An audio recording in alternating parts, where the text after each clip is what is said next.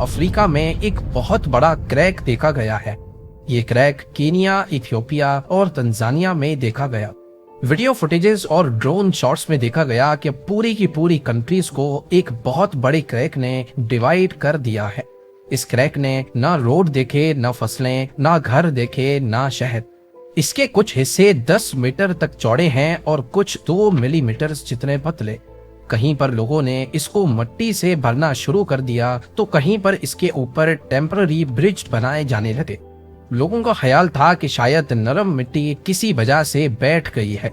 African continent का नाम सुनते ही हमारे जहन में आता है कि ये सबसे गर्म कॉन्टिनेंट होगा, लेकिन ऐसा नहीं है। अफ्रीका की लोकेशन अर्थ के ठीक सेंटर में आती है, यानी प्राइम मेरिडियन और इक्वेटर की लाइंस जहां आपस में मिलती हैं, ठीक उसी जगह पर अफ्रीकन कॉन्टिनेंट मौजूद है।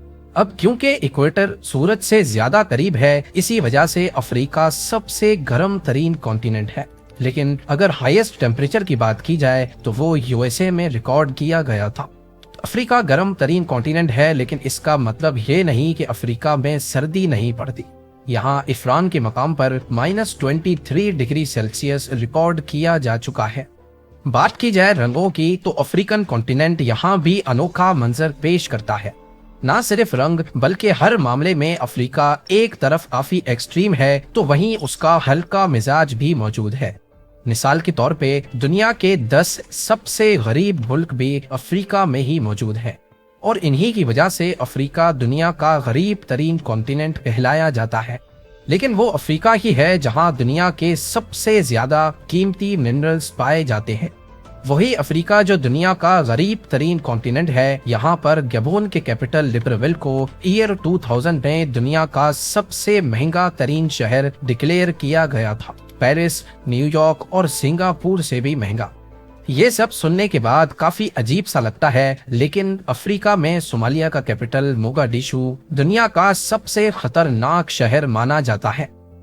अफ्रीका की टोटल पॉपुलेशन 1.5 अरब है, लेकिन बदकिस्मती से यहाँ की 40% आबादी इलिटरेट है, यानी ना उनको पढ़ना आता है ना ही लिखना। पर दूसरी साइड पे दुनिया की सबसे पुरानी यूनिवर्सिटी भी वेस्ट अफ्रीका में ही पाई जाती है।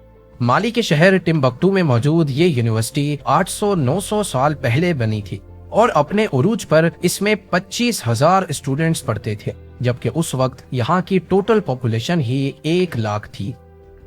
हैरानी की बात है कि दुनिया में सबसे ज्यादा ट्विन बर्थ रेट भी अफ्रीका में ही पाया जाता है। यहाँ 1000 में से 50 बर्थ ट्विन बेबीज की होती है। ये इंटरनेशनल ट्विन बर्थ रेशो से कई ज्यादा है, लेकिन अभी तक साइंस इस बात से लाइल्म है कि अफ्रीका में ही ऐसा क्यों होता है। दूसरी तरफ यहाँ पैदा होने वाले हर 14 में से 1 बच्चा पैदा होने के बाद घर पहुँचने से पहले ही मर जाता है। चाइल्ड मोर्टेलिटी का ये रेशो भी दुनिया में सबसे ज्यादा अफ्रीका में ही पाया जाता है। ईस्ट अफ्रीका में केनिया अपने रनर्स की वजह से खासा मशहूर है। 2010 में केनिया के रनर्स ने 156 में से 126 इंटरनेशनल मैराथन्स जीते थे। इनमें से ज्यादातर चैंपियंस कलेंजी नामी कबीले से ताल्लुक रखते हैं, पर साइंटिस्ट अभी तक इस राज से पर्दा उठाने की कोशिश कर रहे हैं कि आखिर इस कबीले में ऐसी कौन सी खास बात है। दुनिया की सबसे जल्दी खत्म होने वाली जंग भी अफ्रीका में ही लड़ी गई थी, सिर्फ 38 मिनट्स की जंग। 27 अगस्त 1896 को ये जंग जंजीबार और ग्रेट ब्रिटेन के दरमियान लड़ी गई थी। हुआ कुछ यूं था कि 25 अगस्त 1896 को जंजीबार के सुल्तान हमाद बिन थुएनी की अचानक मौत हो गई। इनको इनके ही कजन खालिद बिन बरगश ने जहर देकर मारा और जंजीबार का नया सुल्तान बनकर बैठ गया। इस नए सुल्तान को जर्मनी की सपोर्ट हासिल थी, जबकि ब्रिटिशर्स चाहते थे कि उनकी पसंद का नया सुल्तान बने। लिहाजा ब्रिटिश मिलिट्री ने नए सुल्तान को अल्टीमेटम दिया कि वो जंजीबार के तख्त को सुबह 9 बजे तक खाली कर दे। खालिद बिन बरगश ने ग्रेट ब्रिटेन का हुक्म मानने से इनकार किया और अपने 2800 फौजी आइलैंड पर अपने महल के बाहर खड़े कर दिए। सुबह 9 बजे जब अल्टीमेटम खत्म हुआ तो ब्रिटिश रॉयल नेवी की शिप्स ने आओ देखा नताओ सुल्तान के महल पे गोलों की बारिश कर दी और 9:37 पे महल का झंडा उखाड़ दिया। 38 मिनटों तक चलने वाली इस जंग में जहां सुल्तान के 2800 में से 500 फौजी मारे गए, वहीं ब्रिटिश नेवी का सिर्फ एक सेलर जख्मी हुआ था। अफ्रीका की बात हो और इजिप्ट के पिरामिड्स की ना हो, ऐसा कैसे मुमकिन है? लेकिन क्या आपको मालूम है कि इजिप्ट से 2 गुना ज्यादा पिरामिड्स सूडान में मौजूद है, और ये भी एक अफ्रीकन कंट्री ही है। एस्टिमेट्स के मुताबिक सूडान में 250 से ज्यादा पिरामिड्स हैं, जबकि इनकी साइज काफी छोटी है। इसी वजह से ये टूरिस्ट्स के बीच ज्यादा फेमस नहीं। इतना सब कुछ अफ्रीका में हो रहा है तो जाहिर है ये काफी बड़ा भी होगा। पर ये क्या, वर्ल्ड मैप पे ये इतना छोटा क्यों दिख रहा है? इस वर्ल्ड मैप पे अफ्रीकन कॉन्टिनेंट को देखें और फिर यूएसए के इस कॉन्टिनेंट को देखें।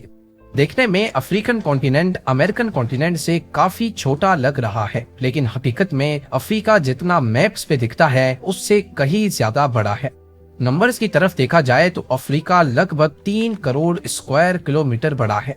अगर मैप पे दिखने वाला अफ्रीका इतना बड़ा है तो यकीनन अमेरिकन कॉन्टिनेंट 4 या 5 करोड़ स्क्वायर किलोमीटर बड़ा होगा। पर असल में अमेरिका का एरिया सिर्फ 90 लाख स्क्वायर किलोमीटर है। जी हाँ, अफ्रीका से भी 3 टाइम्स छोटा। असल में जो वर्ल्ड मैप हम इस्तेमाल करते हैं ये हमारे अर्थ का एक आसान वर्जन है, ना कि असल वर्जन। दुनिया का सही मैप मौजूद ही नहीं है और ना ही इसको परफेक्टली बनाया जा सकता है, क्योंकि हमारी दुनिया गोल है और फ्लैट मैप पे कॉन्टिनेंट्स और इनकी साइज को सही से बयान करना पॉसिबल नहीं है। इसकी एग्जाम्पल एक टेनिस बॉल की है जिस पर टेप चढ़ी हो। अगर हम उसकी टेप उतार कर उसको फ्लैट सरफेस पे रखने की कोशिश करें तो कहीं ना कहीं से वो उठी ही रहेगी। अगर उसको बिल्कुल फ्लैट करना हो तो हम इसको स्ट्रेच करेंगे, जिससे वो बिल्कुल सीधी तो हो जाएगी, लेकिन अब उसका एरिया बदल जाएगा। ठीक इसी तरह जब गोल दुनिया को 2D मैप में कन्वर्ट किया जाता है तो पोल्स के करीब वाले कॉन्टिनेंट्स जरूरत से ज्यादा बड़े स्ट्रेच होने की वजह से लगते हैं। इसी मैप में ग्रीनलैंड को देखें, कितना बड़ा लग रहा है, लेकिन असल में ये अफ्रीका तो दूर, यहाँ की कंट्री कॉन्गो से भी छोटा है।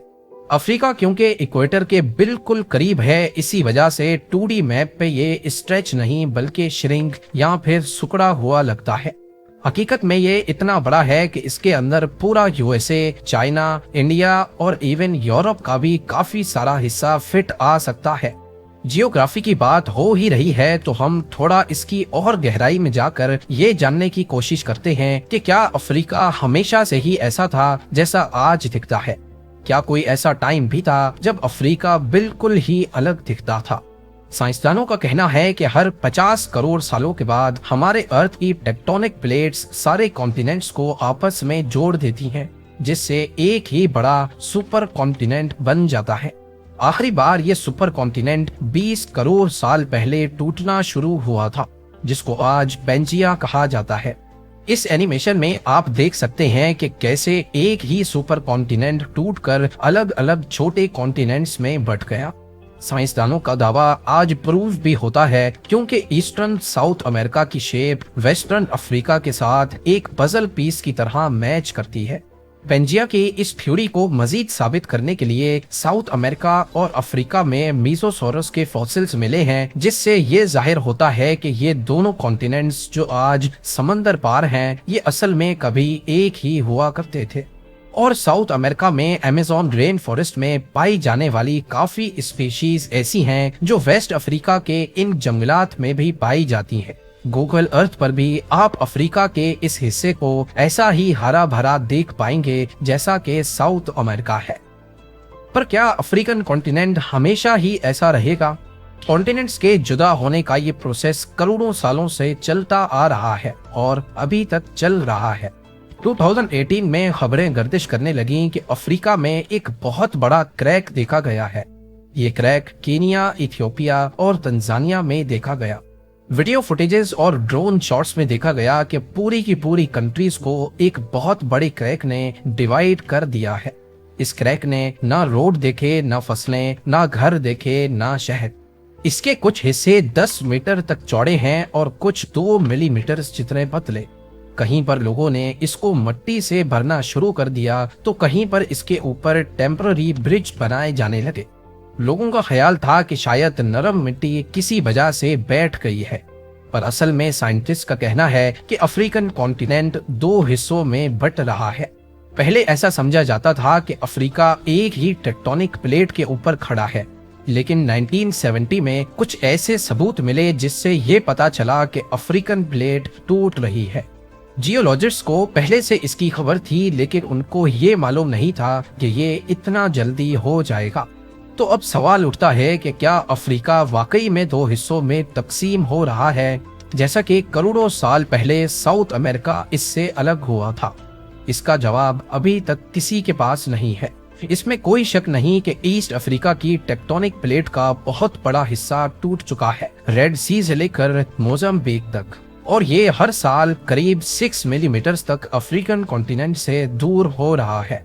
ये भी हो सकता है कि ये पूरा हिस्सा अलग होकर एक आइलैंड बन जाए, या फिर इसके बीच रेड सी की तरह कोई नया ओशन नमूदार हो जाए, या फिर ये प्रोसेस यहीं पर ही रुक जाए। साइंटिस्ट का ख्याल है कि जो कुछ भी होगा इसको करीब 5 करोड़ साल लग जाएंगे आगे चलकर जो भी हो, पर आज हम इस प्रोसेस के यानी कॉन्टिनेंटल रिफ्ट को देख सकते हैं और इसके आई विटनेस भी है। ये हमारे लिए एक याद दहानी भी हो सकती है उन तबाहकुन ताकतों की जो जमीन के नीचे छुपकर अपना काम कर रही है। अफ्रीका की गहराई में सिर्फ तबाहकुन ताकतें ही नहीं, बल्कि पूरी दुनिया में पाए जाने वाले नेचुरल रिसोर्सेज का 1/3 हिस्सा भी मौजूद है। यहाँ तक कि दुनिया में जब भी किसी नायाब मिनरल की तलाश करनी हो तो साइंटिस्ट सबसे पहले अफ्रीका की जमीन को चुनते हैं, क्योंकि उनको पक्का यकीन होता है कि ये कहीं और मिले ना मिले, अफ्रीका में जरूर मिलेगा। मिसाल के तौर पे कोलम्बाइट टेंटलाइट एक ऐसा मेटल है जो आजकल इलेक्ट्रॉनिक्स को बनाने में काम आता है। इसको अक्सर कॉल्टन भी कहा जाता है। इसकी खास बात यह है कि इसको जंग नहीं लगता और इसका मेल्टिंग पॉइंट भी काफी ज्यादा होता है। इस मेटल से कैपेसिटर्स बनाए जाते हैं जो आजकल हर इलेक्ट्रॉनिक डिवाइसेस में इस्तेमाल होते हैं। अंदाजा किया जाता है कि इस मेटल के 80% रिजर्व्स अफ्रीका में ही पाए जाते हैं। इसी तरह एल्युमिनियम की प्रोडक्शन में इस्तेमाल होने वाला बॉक्साइट भी अफ्रीका में ही पाया जाता है। और तो और दुनिया का सबसे कीमती जेमस्टोन डायमंड भी सबसे ज्यादा अफ्रीका में ही माइन होता है। ये सब कुछ अफ्रीका के नेचुरल रिसोर्सेज का सिर्फ एक छोटा सा हिस्सा है। अफ्रीका की बात हो तो सहारा डेजर्ट पे बात किए बिना टॉपिक खत्म नहीं होता। सिर्फ सहारा के अंदर ही इतने राज छुपे हैं जो अकेले ही पूरे अफ्रीका का मुकाबला कर सकते हैं। यहाँ मौजूद एक ऐसा स्ट्रक्चर जिसको स्पेस से देखा जाता है, 40 किलोमीटर बड़ा ये गोल निशान जिसको आई ऑफ सहारा और रिचर्ड स्ट्रक्चर भी कहा जाता है, इसके नीचे कौन सा राज छुपा है? किंग टूटनखामुन के नेकलेस का अनोखा पत्थर जो पूरी दुनिया में कहीं नहीं मिला, वो सिर्फ सहारा के बीचों बीच पाया गया था। सहारा से पहले यहाँ क्या होता था और कैसे ये इतने बड़े रेत के समंदर में बदल गया, वो भी सिर्फ अफ्रीका के नॉर्थ में, जबकि बाकी पूरा अफ्रीका हरा भरा और ट्रॉपिकल है।